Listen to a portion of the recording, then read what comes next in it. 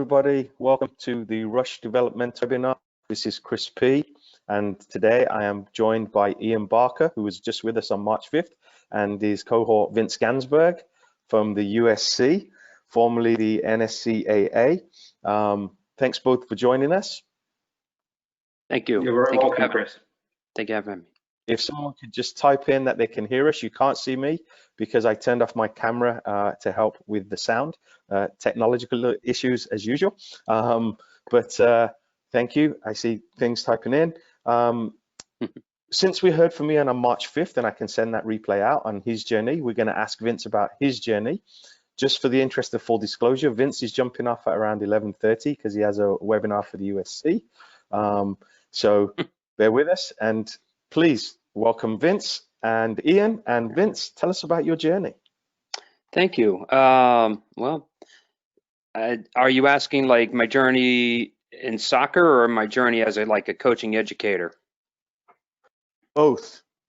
Okay. All right. So, well, my journey as a soccer player came by accident. So, I'm American, and obviously I live in Indiana, live and breathe basketball. My dad did. He played with he lived down the street from Oscar Robertson.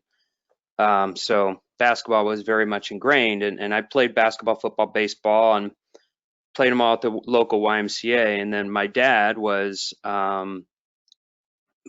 coached pretty much everything because he just liked coaching and just liked being with kids and coaching. And he was asked to coach soccer, and like many recreation, soccer coaches around the country, he had no idea what soccer looked like. So they were given a clinic at the YMCA, and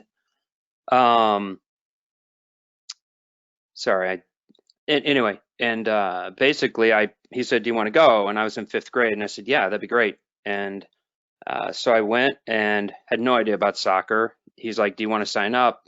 So on the way there, he said, "Do you want to sign up?" I said, "No, I don't want to play soccer."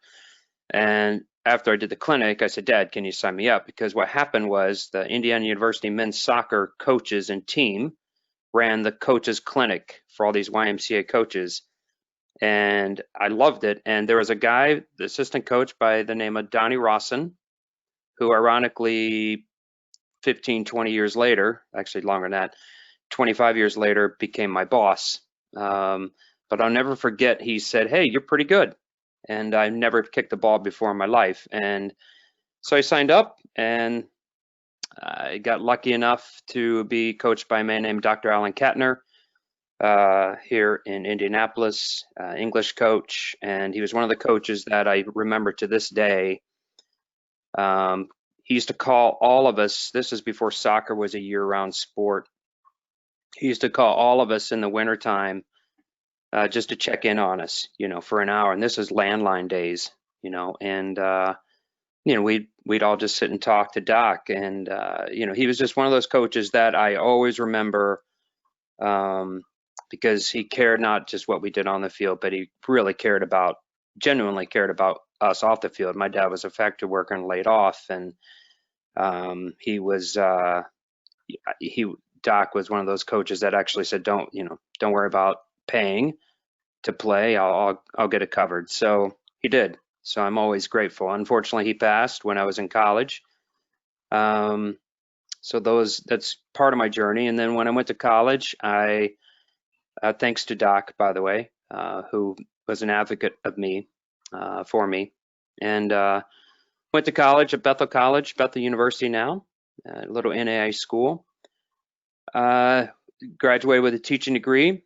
I started teaching at a parochial high school across the street from the University of Notre Dame. At the time, there was an individual by the name of Mike Berticelli, who was the men's soccer coach.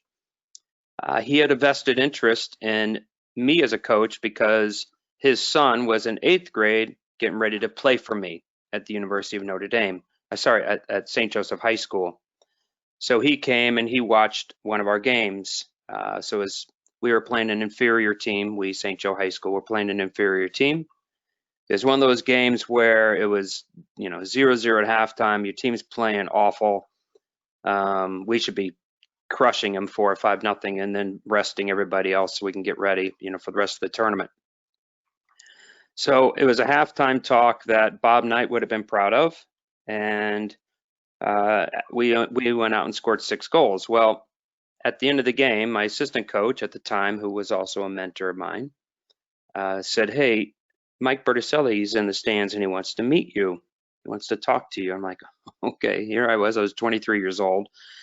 And, you know, I knew who he was. I didn't know, really much about him, besides that I knew that his son was coming to play for me the next year.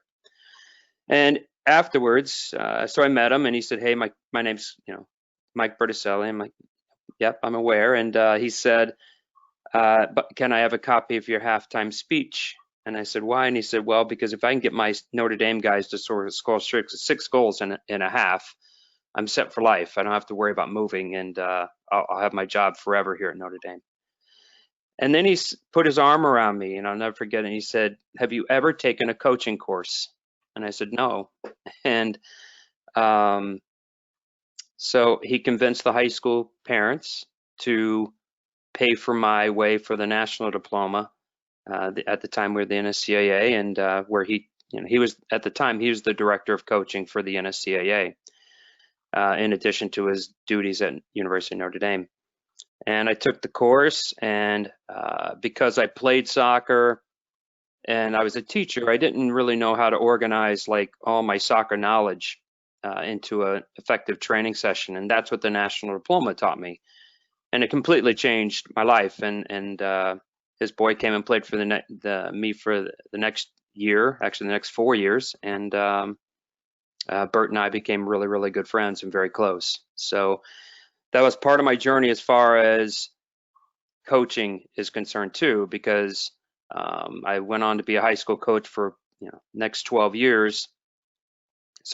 years, and then I did my diplomas, did my national, advanced, national, and premier.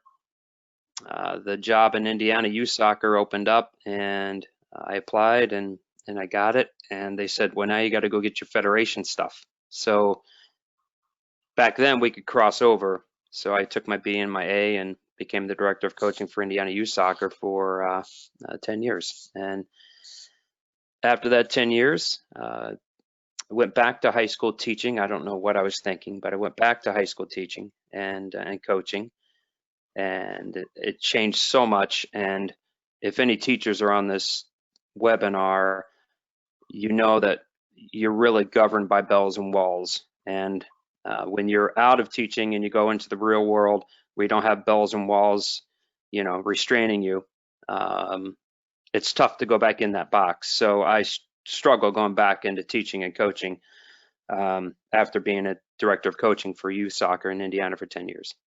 So what happened was US Soccer called me and they said, "Would you be interested in designing the F license for us and teaching the C's and overseeing the D's and the E's and as a consultant?" And so that's what I did. After that, I left teaching, became a consultant, and for US Soccer. And then it came to a point in time when they were deciding whether or not to hire full-time people or not. For me, the best fit was to go with the NSCAA. So I called Ian and said, "Can we do this?" And I said, "Can I work from home?" Because part of the thing with US Soccer was that they were inquiring if I can move, right? So can you move? And I said, "No, I can't move because I have children, and actually I have stepdaughters, and I came into their life, and I'm not going to disrupt them and their lives for my goal and dream," which obviously a dream would have been to work for the Federation, full time. It would have been an honor.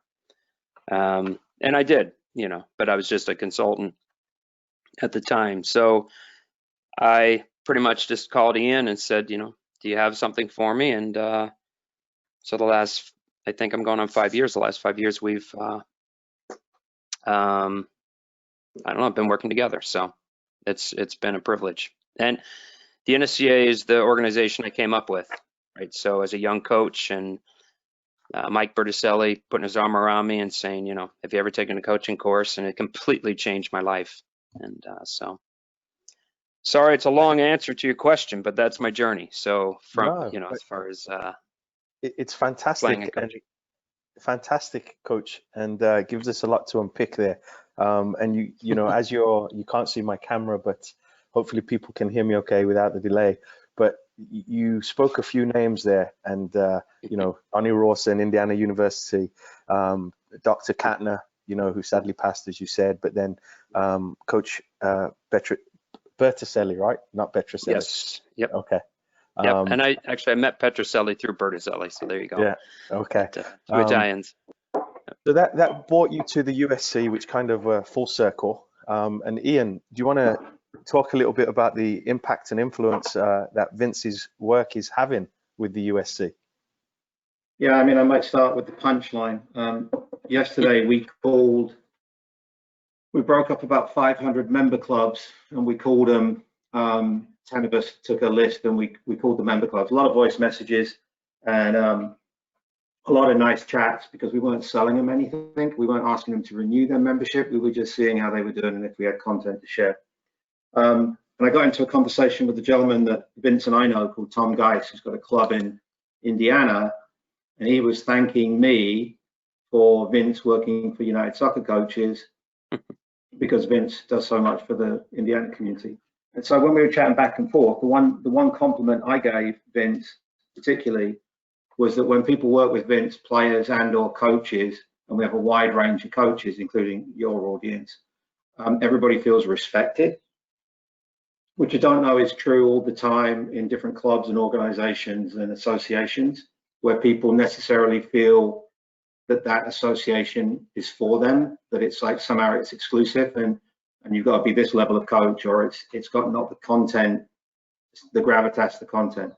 So to Vince's strengths, it's that fact of respecting everybody, which is something that I believe in. I think Vince personifies it more than most.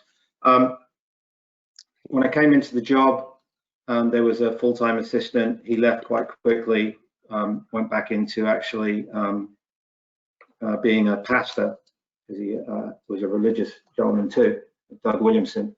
And so I was sort of left on my own, and there wasn't a tremendous enthusiasm in the company for spending money on an assistant for me. So I wrote all the content, or rewrote all the content myself, structured it all, created manuals, created PowerPoints, and it was a big project. It was a very good project. I really enjoyed it. And of course, once you've got it going, you can leave it for a couple of years without review.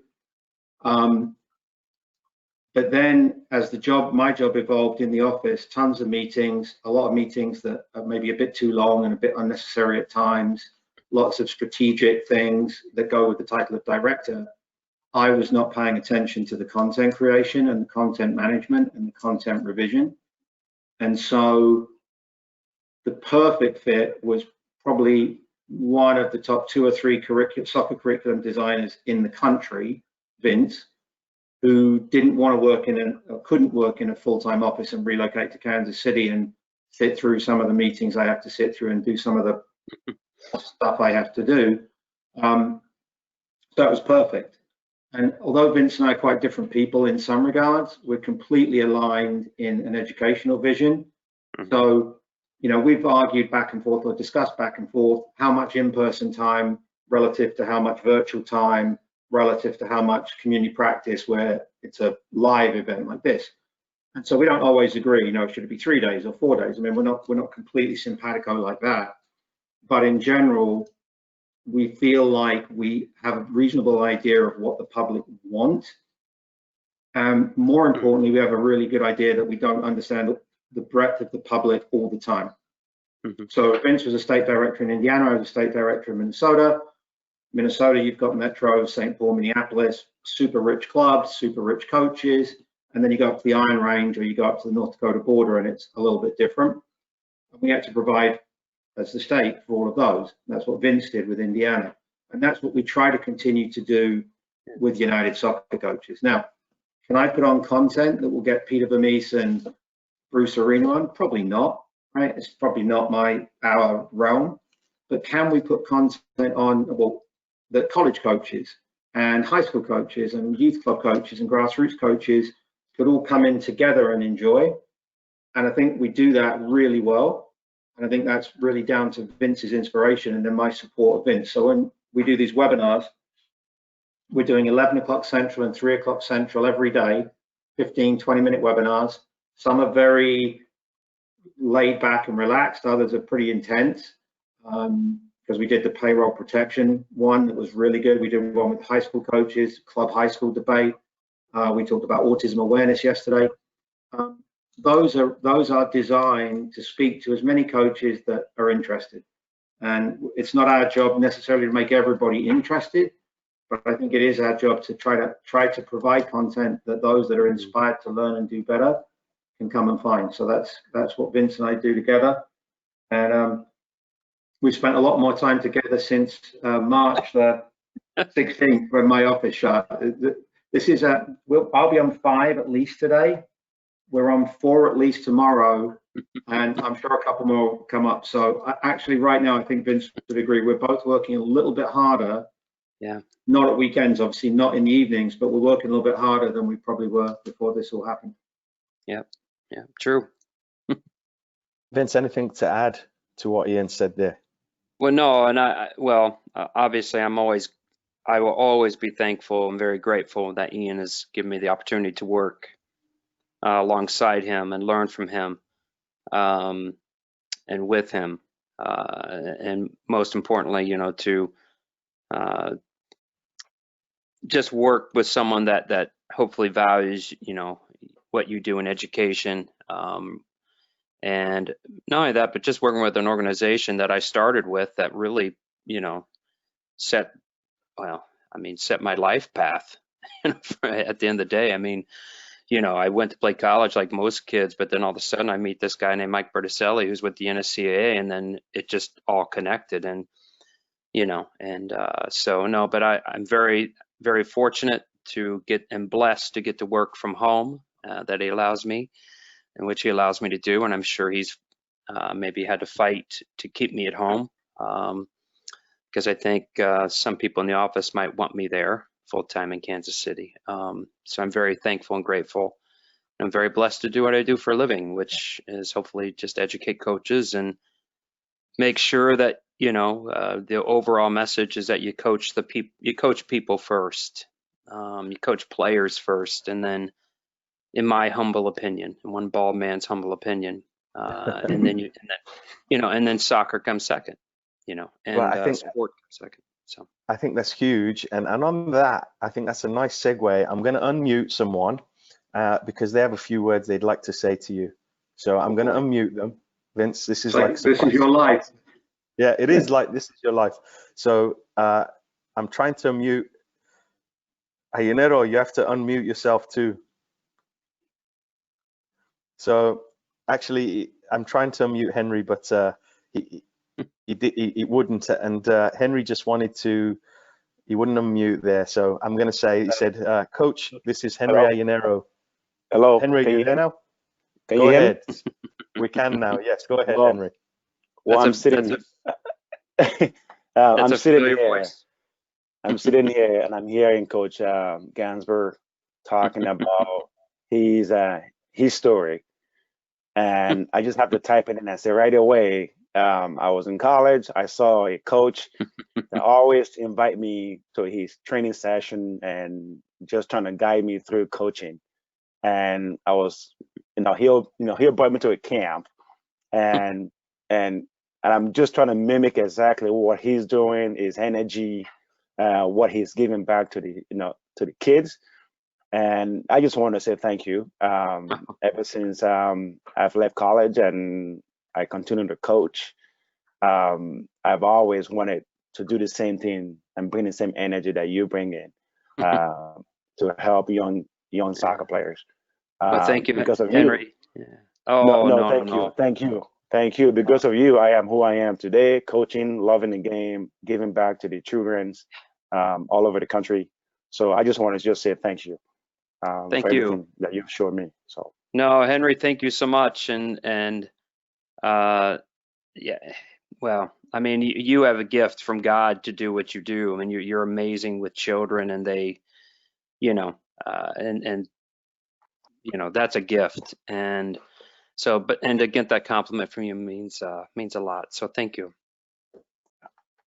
I've muted him again now, Vince. I didn't mean to put you on the spot, but from the day that I worked with Henry, he always told me, you have to meet Coach Ganzberg. You have to see him in action. And then after watching you at one of the conventions, I'm like, I could see why Henry was enamored the way he was, and totally you are loved and beloved, and we thank you. So I didn't wish to embarrass you there, but accolades as they go. No, I love Henry. He's just what an inspiration and a success story he is. I mean, you know, the life that he came up with and where he came, you know, he went to Bethel, we both played the same school. He was coached by a wonderful man by the name of Mike Avery. And, you know, I just, his journey is incredible and far greater than mine. And so no, just to get that compliment was, it was very nice. Yeah, so now I've got you both on. If people have questions for Vince, because Vince has got to jump off in about 8 or 10 minutes, but Ian and Vince, with the pandemic and with what's going on, what do you think youth soccer looks like post-pandemic, and what can coaches be doing? So for example, Ian said you called through the 500 members, or you split it up and you started calling. What are some clubs doing? What, in your opinion, should clubs be doing, and what can we do as coaches to better serve our members? A lot of questions there, a lot to unpack, but you know, if we learned anything from Coach Katner, right? He's calling through the winter and the off season. Yeah. What are some things that people on this call and people who can watch this later as coaches be doing? And then what can we be doing as clubs, just to rephrase my questions and make them a little more articulate? I'll go club survival a little bit, and then I'll let Vince go a little bit more on the player engagement piece. I think that probably is a good division of our labor. So just real quick response, and then I'll turn up to Vince. I think all the clubs that are economic entities should check out the government grant programs, particularly the Payroll Protection Program, the PPP. The idea of the PPP is grant money from the government that will keep the club afloat, forgivable loans, so you don't have to pay the money back. If you use it for utilities, you use it for mortgage interest, but specifically if you use it for payroll. And so if you can keep your payroll at a certain level and avoid laying people off, you get more reward from the government and you don't have to pay it back. So number one for me, all the clubs that are economic entities look at the payroll protection plan. There's a couple of others. There's an emergent EIDL is another one, and you can find the information at Small Business Administration. So it's SBA government.org, but Small Business Administration, and look at the PPP. The other thing that I think would be in the best interest of clubs, to the best of their ability, is avoid refunds. Now, there might be some real serious issues with families that have paid a lot and received nothing. So it's not a blanket, but I think if the clubs can hold on to the money in hand and promise and assure the parents and players they'll get the value at some point, which could include right now. So if a club is doing webinars and a club is sending out content and the coaches are meeting the kids, maybe that's not what the parents bought when they paid up to be in the club, but the club's doing the best it can. So I would really try to avoid refunds.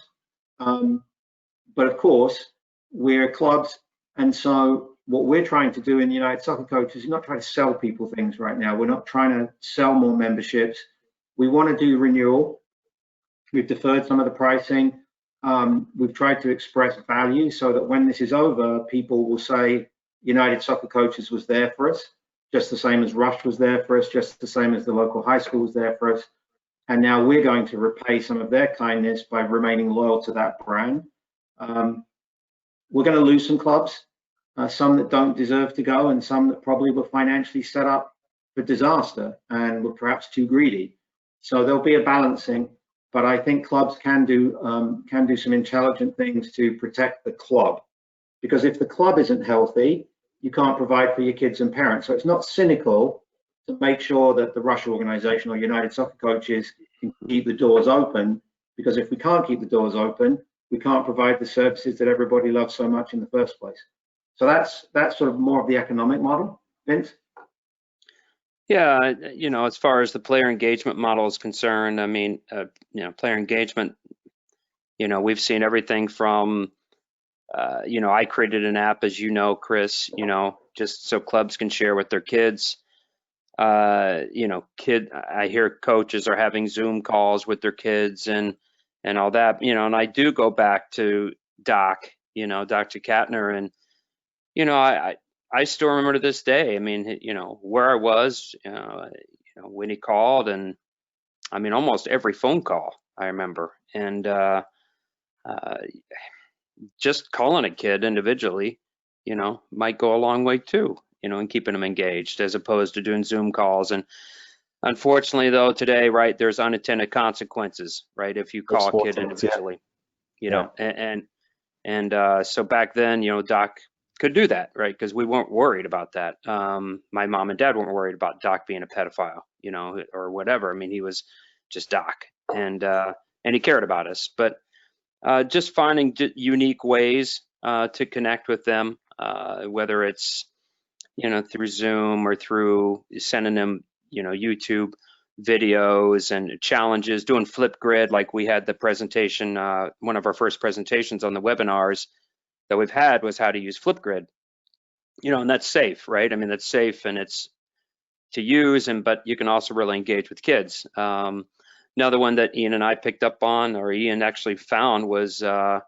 VoiceThread, you know, so VoiceThread's free, and basically you can send them diagrams, and you can give them something to, you know, think about, and then they can actually reply back.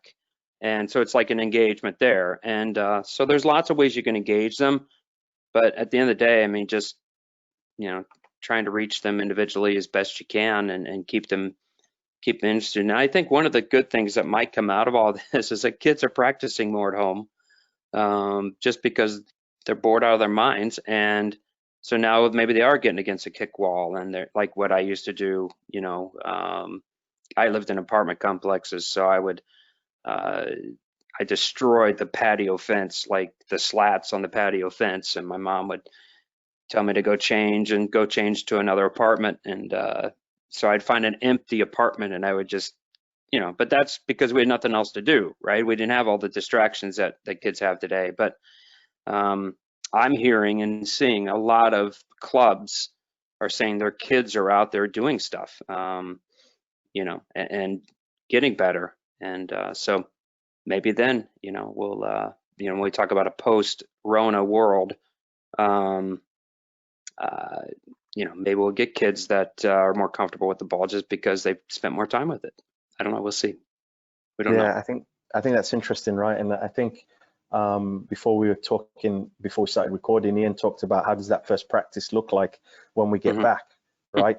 How do we greet now? How do we greet? Is it a handshake? It is a high five? Is it a kick? How do things look after a game, right? We just played a game. Do the kids go up and shake the referee's hand and the opponent's hand? And, you know, it's interesting. There's certainly going to be some differences. And I, for one, choose, you know, the positives that we take from this. And like you said, maybe children are out there now creating, knocking the ball against the wall. You know, I've been going to the high school daily with my, I have 3 boys, and my middle boy picked up the tractor tires and he positioned them in the goal. So it was interesting. Yeah, stuff that we used to do as kids. I mean, I remember running on the interstate, because I live in an apartment complex by the interstate, bad combination, and literally grabbing these huge traffic cones, the giant and I just like pick them off every day and take them into my, you know, backyard, and we'd just play pickup soccer with everybody in the neighborhood, you know. And I don't encourage kids to do that today, but just what your son did, right? You know, using tractor tires, or using, you know, I think that could be you know, a good thing that comes out of all this. But, you know, when it comes to kids shaking hands, and I just read an article today on it, and just said that one of the practices, not just in sports, but just people in general, that they're saying that's probably going to go away is just people reaching out and shaking hands with each other. So Yeah. Yeah, it's going to be interesting. Yeah. Brilliant. Now, Vince, I want to be sensitive to your time because we're Thank just you. slightly after 11:30. I want to say Yeah. thank you for jumping on. No, thank you for having me. And then, is there any way that people can find these webinars that you're doing with the USC? Are they on YouTube? Is it through the USC site? Just so they can watch them at a later date. Yes, they are recorded on our website, unitedsoccercoaches.org. And I think if they do /match day, if you search for it, it should come up. I'll find it and I'll put it in the show notes so you don't have to. And then they're on the slider on the homepage. So if you just go to the homepage without even logging in, there are sliders on the page and you'll see the green soccer field and then everything that Vince has scheduled. I think next week's is going up today. We just finalized the schedule for next week, and then all of the they're all recorded, and some of them are pretty low quality because Vince and I screwed around with doing Kahoots, and Ian Mulliner was on. We didn't even publish the Ian Mulliner one, but there's some nice stuff on there, and we love having people live. I know people record, and that's all good, but it's so nice because I'm looking here at the numbers click up on your attendees. It's really nice to know there are people that are bothered to come in live. So if any of the Rush people will join us in 35 minutes on the 11 o'clock or later on today on the 3 o'clock Central, we'd love to see live attendees. That's my plug. By the way, the one at the one at 11 is going to be great too, Central Time, noon Eastern. But the one at 4 Eastern, 3 Central is going to be Ben Frakley, who is the head of mental performance for the Toronto Blue Jays, and he's going to talk about perception and challenges and opportunities or threats, right? So when challenges, are they an opportunity or is it a threat? So that's going to be a fascinating one. So yeah, thank you for having me. I appreciate it. And thanks to all those that hung in there. Brilliant. Thanks, Vince. Thank you. Ian, brilliant. So we do have some questions that have come in. And I think we've answered some of them. And he said, do you feel the role of coaches will change after COVID-19 is over? Yeah, I've written about this. I was asked to do a blog and I wrote it pretty much from the hip, but it's what I believed in at the time. I still believe in it now. I think when we come back from this, more than anything, the athletes that we work with want football coaching. They're going to get overwhelmed with nurturing and advice and support. So I think I might scale back on some of the holistic kind of approach I had to coaching and child development and actually focus a little bit more on football or soccer and make soccer a space which is like there is no COVID, right? So we might do different handshakes, absolutely, and there might be some new rules. But what I don't want to do when I come back to see the players for the first time is sit down and have a kumbaya about how difficult COVID's been. I think what I would do, and I really believe this, is I'd say, okay, great to see everybody, missed you, fantastic. We're going to play 8v8 possession. Then we're going to play some 4v4 possession.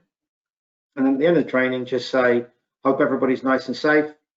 See you next time. And then the next time, I'm going to give them 2 weeks worth of schedule, tell them what we're doing, tournaments, games, training ideas, and give them confidence and stability in the soccer planning.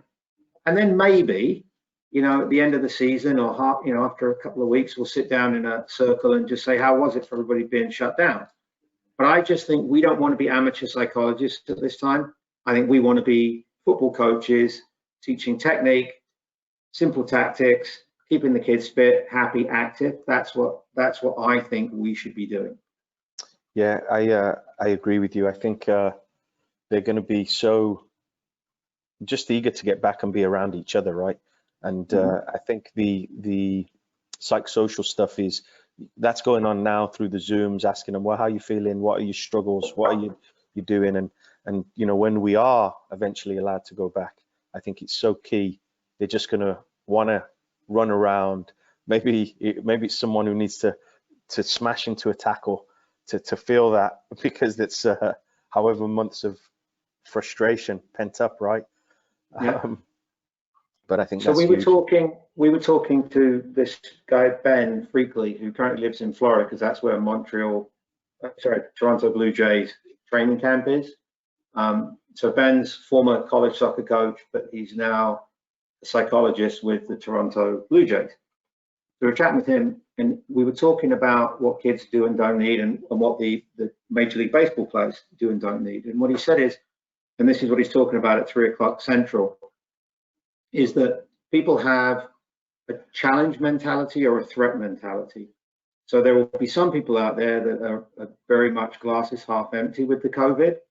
And there will be some other people who are saying, okay, here's an opportunity to learn some new skills and techniques and reconnect with my family, whatever it is, right? So it's sort of a glass half full, glass half empty. And what Ben was talking about was, as the coach or the teacher or the educator, or in his case, the psychologist, is to tap in to that challenge mentality and try to set people goals and tasks and enthusiasm and motivation, as much as how's everybody doing? Is everybody going to be okay? We'll get through this. You know, I just feel, and some of that may be very necessary, but I just don't think it's our role as football coaches to do that. I think there's a lot of other people that are specialists and trained to do that. And we, if ever there was a time when we get back out there to really be good at rolling the ball out and running good training sessions and giving kids a metaphorical pat on the back, if you can't give them a literal pat on the back, this would be the time. That's my opinion. Yeah, and I'm in agreement. So, you know, you talked about the club aspects and what some are doing. Ian, what are some of the resources you've seen put out there that, you know, has been very good? Yeah, so I think Zoom, I know I was listening today about Zoom's challenges. One of the reasons that Zoom has had such a problem with people hacking in and putting hate speech and porn and stuff in people's Zooms, it's really interesting. When Zoom was built, the default settings did not have the security features engaged. So people have been sending out Zoom meetings without the privacy locks in them. Zoom has now changed that. So Zoom is already a lot safer than it was a couple of weeks ago. But Zoom is good. We have a phone system here called Ring Central. We use Webinar Jam. But one of the nice things about those is you can send an invite to your athletes and then have a meeting like this. And then you can screen share Kahoots, which are like little interactive quizzes, or you could screen share a picture of a moment, or screen share a little bit of video and chat with them. So I have seen really good examples of coaches having full on-screen FaceTime team meetings with kids and then screen sharing and sharing content. Love that. If you go through the websites of clubs, so we've got our member clubs listed and we just click on them and you go straight to the homepage. All of them have a COVID response. Probably 1 in 3 or 4 have a homework piece on their website. The best one I've seen is, and it's free, is the New York Red Bulls home training program, which they've made free for everybody, even outside of their family. Because what they've done is they've filmed footage right from the Red Bull arena. They send the kids the videos, they push them out. The kids get homework assignments. They have 3 levels: beginner, intermediate, advanced. They have juggling as a theme, technique is a theme, fitness is a theme, and then freestyle is a theme, because they employ freestyle players. So they do all these tricks. That's a really good one. But you and I haven't spoken since early March. When I was on with Glenn Crooks on Sirius Radio, he came up with a great idea, because I was really worried about us swamping the kids. And what Glenn has done with his teams is he contacts them and communicates with them at the same time of day on the same schedule that he would if they were in regular season. So if they train twice a week at 6, he contacts them at 6 with some information. And then if they play games on Saturdays and Sundays at 3 o'clock, he communicates with them then, because the kids are still doing homework. The kids are around their parents. So do we need to give them, 10 hours of contact time when previously we're only giving them 5 or 6 anyway? So I think we've got to be really sensitive to overdoing it. And also, if we're going to be in this for another, what, 6 weeks, maybe 8 weeks or 4 weeks, whatever it is, we don't want to push out all our content and then a week from now be bored and say, well, I'm done with the kids, I've got nothing left, right? So I think a little bit of a measured response makes sense. Yeah, I think you're spot on there, and I like the idea of we meet with them on Tuesday, Thursday, so that's when we're going to connect with them. And yeah, there's we've developed a little bit of a virtual learning center at Rush, and the coaching ed team's been putting stuff in, and coaches have been putting stuff in, and there's like a weekly challenge. We've tried to do like a motivational Monday, thankful Tuesday, wisdom Wednesday, and stuff like that. But again, I think the key things there are not overloading people and members, right? It's great to see there's so many parts of the soccer community are starting to give away their product for free. So I got an email this morning from a couple of people saying, hey, we've monetized this in the past, but we're looking to give away these apps to help people stay connected in these times. So it's been great to see, like you said, glass half full, glass half empty. What people the content you're putting up, is that on the sort of the Rush main page? Yeah, it is. It's on the Rush. And is it available? Is it open source though? Can anybody access it? I believe they can. It's a Google Doc, and I think they can. So it's just a thought, and I'm not going to tell Tim his business. But if there was some of it or all of it that you chose to make available to the general public at this point, all of the club franchises around the country reaching out to neighboring clubs, I'd go through the DOC and the executive director of the neighboring club, so they knew that you were making this offer rather than go nobble their kids. What a great gesture for a massive organization like Rush to reach out to their regional competitors and just say, it's a resource we've done for our kids. We'd love your kids to have a look if you want. And if they don't, because they don't want the Rush brand in their club, God bless them. Yeah. But it's interesting. I was talking to you before the call.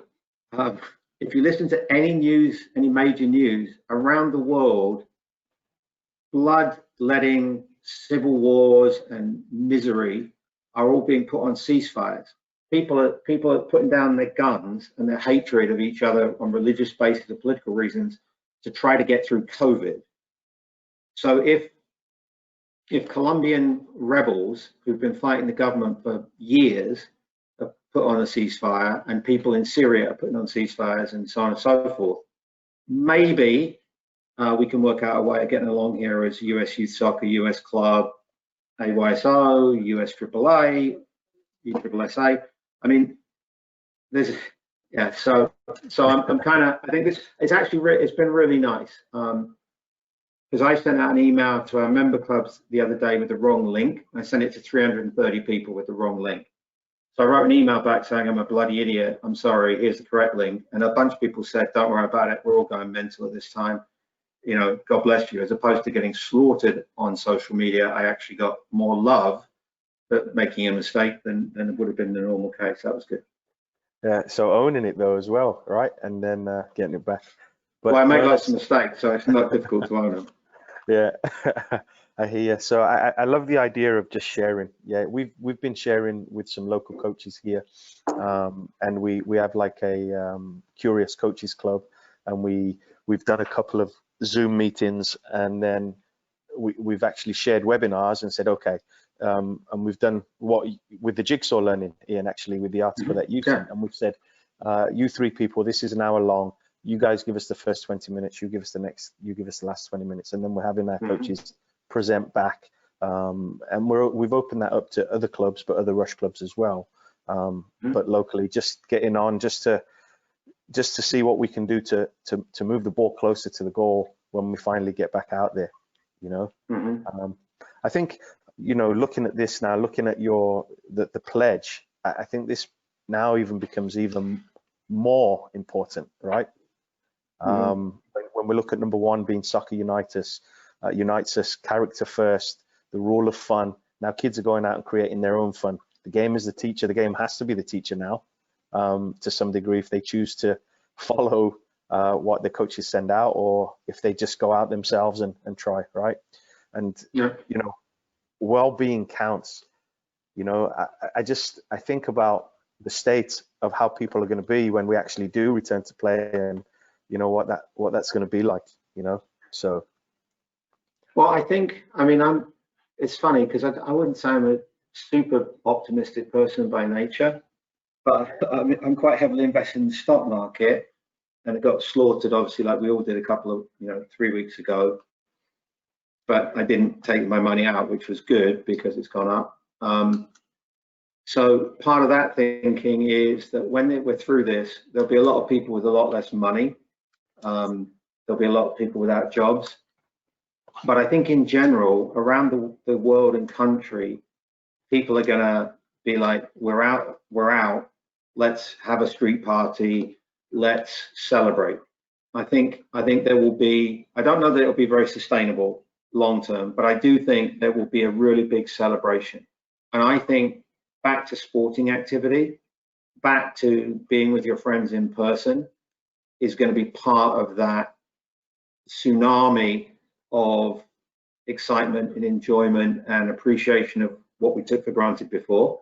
And so I think that the kids in Rush, when they go back out to those club environments for the first time and you've set up your protocols, I think it's going to be really important that clubs like the Rush manage those as the biggest celebration possible, as opposed to, like we were talking about before, sort of exploring your belly button. Nobody needs that right now. People when they go to the Rush soccer complexes and fields, they want to celebrate football.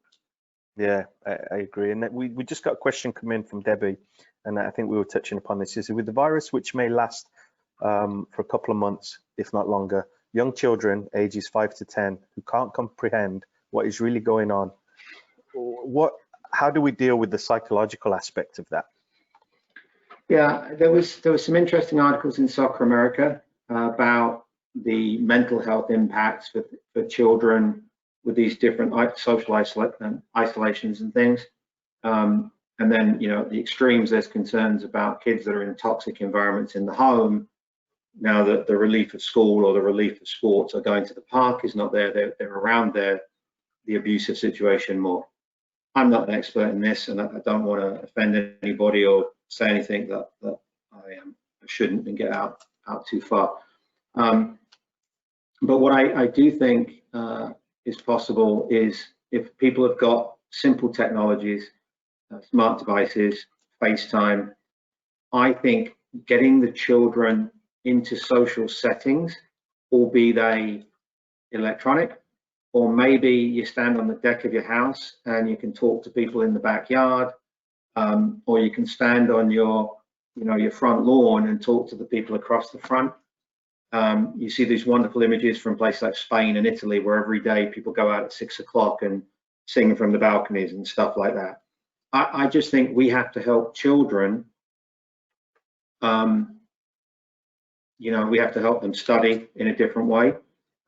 We have to help them exercise if we've got some space. I mean, if you're in an apartment, I think you still got to find a way of finding some fun online things where kids can do push-ups and sit-ups and 10-15-minute sweats a day. I think gamifying a lot of the type of things. So, you keep, they do 10 push-ups and they get a star, and then they do 10 sit-ups and they get a star, and the next day they've got to do 12, and making it competitive like that, because all of the games on the smartphone, once within app purchases, are all about gamification, right? You get to level 3 without paying anything, and then to get to level 4, you got to pay $200.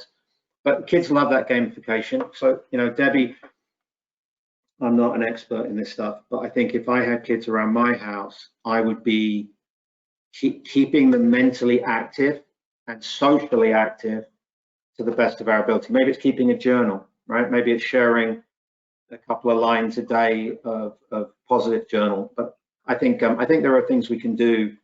And I'm quite fortunate. I'm in a very nice neighborhood here, and we have a house and a back garden, but we can still go for walks, right?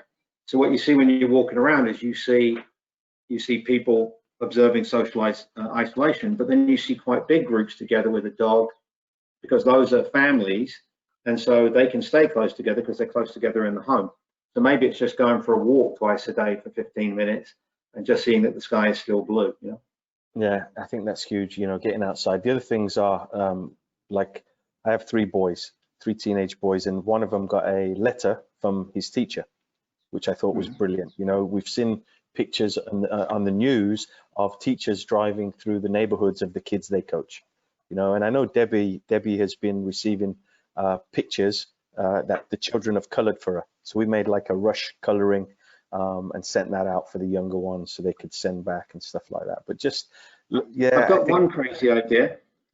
This one I tried to sell to somebody, promote. Imagine if all the rush kids that have their uniforms at home, you could get images of rush kids right now in their uniforms, right?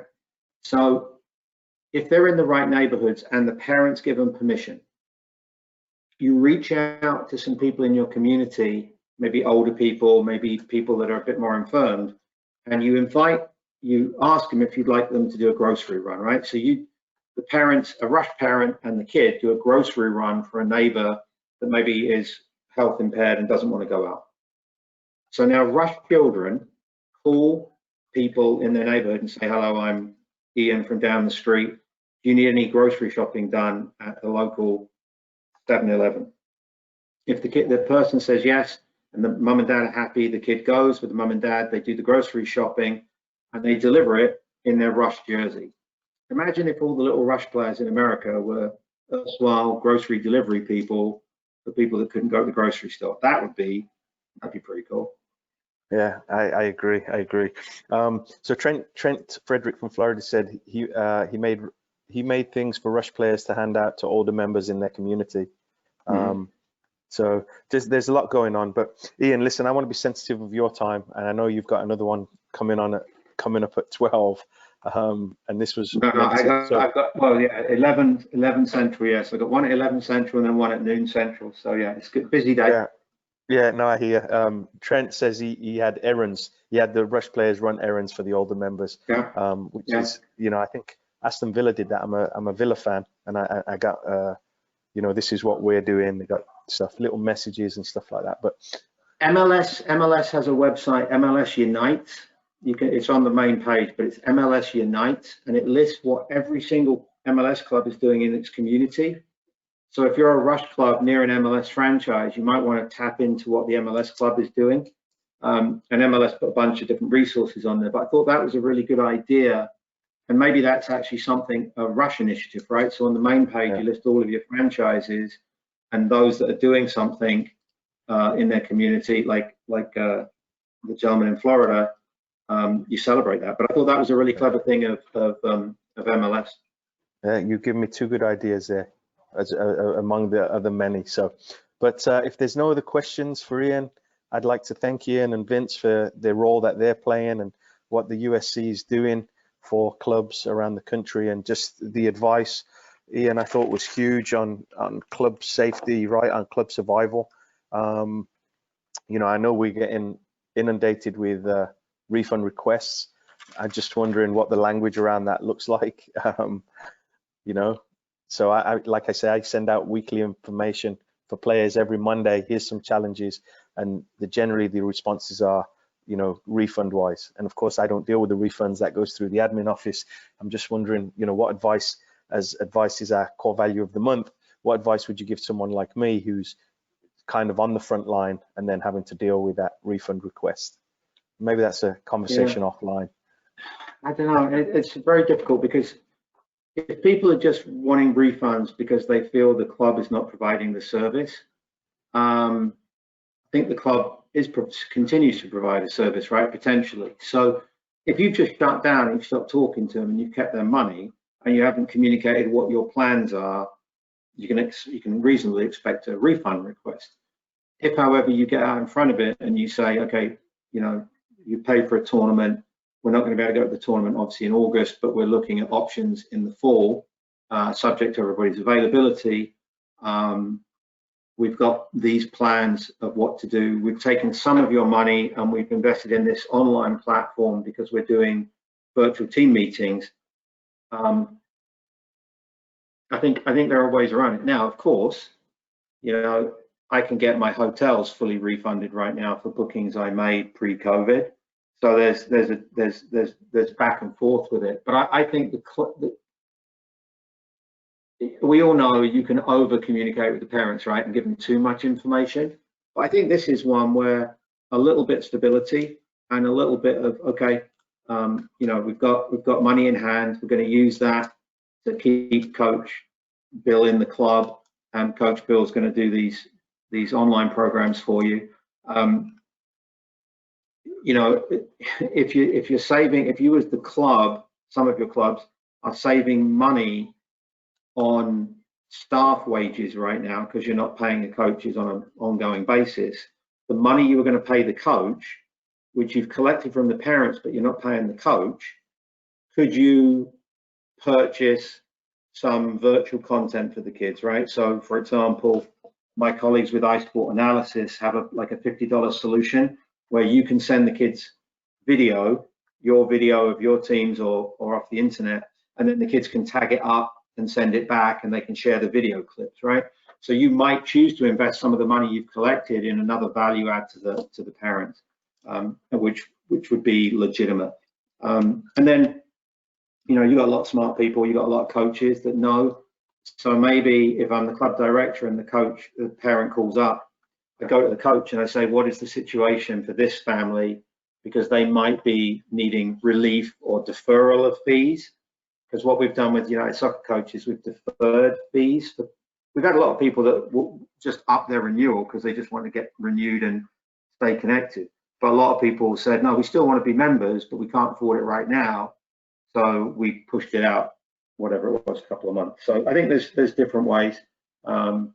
But I also think, you know, there are going to be some of these refund requests which are a lot more legitimate than they would be normally, because people are really struggling. Yeah, it's a tough one. There's no good answer, is it? Yeah, no, there isn't. But let's end on something positive, Ian. Let's talk about what you're going to do on your weekend off, if it actually is a weekend off. Well, there is a winery about 40 miles from here in the middle of the country that my wife we're a wine club member. So the last couple of Sundays, we've driven out there in our own car, so we've had no social contact, walked into the winery to pick up a 6-pack of the wine that we like to drink, and then you can walk outside into the garden, which is basically a field in Kansas, and you can have a bottle of wine outside. So it just feels like you're leaving the property. Yeah. So I do like a glass of wine with my wife at the weekend. I've actually found some great football watching. So Sunderland Till I Die, obviously 1 and 2. The rebuilding of QPR, the Leeds United one, all fantastic. They're all very similar, but they're fantastic. I watched the cricket one, the test about the Ashes last year. And then I've actually started to watch some of the NBC old games, and some of them I don't remember the scores of, which is probably a reflection of my age. So I watched 2013 Liverpool Everton 3-3. I didn't know what it was, so I watched it live again. It was fantastic. I watched it recorded without knowing the score. So yeah, the trouble is, as you said, Chris, before, sometimes you don't even know it's Friday, right? You wake up, Tess and I wake up in the mornings. It's like, what day is it today? Is it a day where we've got to get? But there will be social media on Saturday and Sunday, Twitter and all that good stuff. I've got this little thing going. I'll just make a quick plug for this. The last 16 days, I've put 2 YouTube clips up of Champions League goals, and people can vote on them. And then the one with the highest vote gets moved to the next round. So yesterday, the round of 16 started. Messi and Hakimi, 2 UCL goals, and then they'll advance. So if people follow me on Twitter, Barker Soccer, I'd love you to vote on these goals, and then we'll go through the round of 16, round of 8, and then we'll have the as voted on by the public Champions League goal, and that goal will come out if I keep up April the 23rd. So there you go. Brilliant. So Ian, thanks for all you're doing. Thanks for being on today. Thanks to Vince as well. And yeah, you're welcome. We'll end it there so we can both jump on to Vince's webinar right now. Thanks for having me, everybody. Cheers. See ya. Bye-bye. Bye-bye.